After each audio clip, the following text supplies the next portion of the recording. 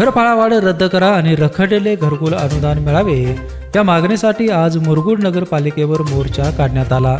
बस स्थानकापासून मोर्चाला सुरुवात झाली. बाजारपेठेमार्गे हा मोर्चा नगरपालिकेसमोर आला.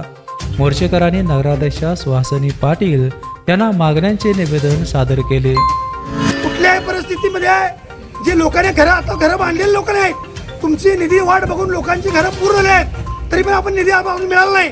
तो निधी तात्काळ मिळावा, घरफाळा माफ व्हावा. आता जे असेसमेंट चालू आहे ते असेसमेंट न करता पूर्वीचा घरफाळा पहिला माफ करून मग परत नवीन असेसमेंट करावं, एवढीच आमची शिव नगराध्यक्षांना विनंती आहे. आणि तुम्ही याचा विचार करावा, अन्यथा पुढील काळात उपोषणाला बसल्याशिवाय मुरगुडची जनता राहणार नाही. घरफाळ्याबद्दल त्यांनी जो निवेदन मांडलं त्याच्याबद्दल आम्ही विचार करू जनरल बॉडीमध्ये.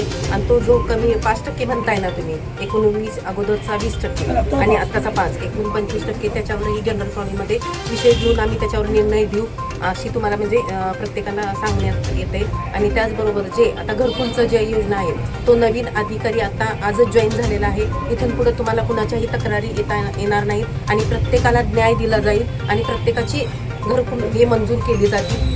यावेळी माजी नगराध्यक्ष सुखदेव येरुळकर, राष्ट्रवादीचे दिगंबर परीट, आकाश दरेकर, सुरेश गोधळे, संग्राम साळोके, विशाल भोपळे, आनंद फर्नांडिस, विलास गुरव, संगीता राऊत आदींसह नागरिक उपस्थित होते. वेपेनसाठी कागलहून सर्जेराव भाट.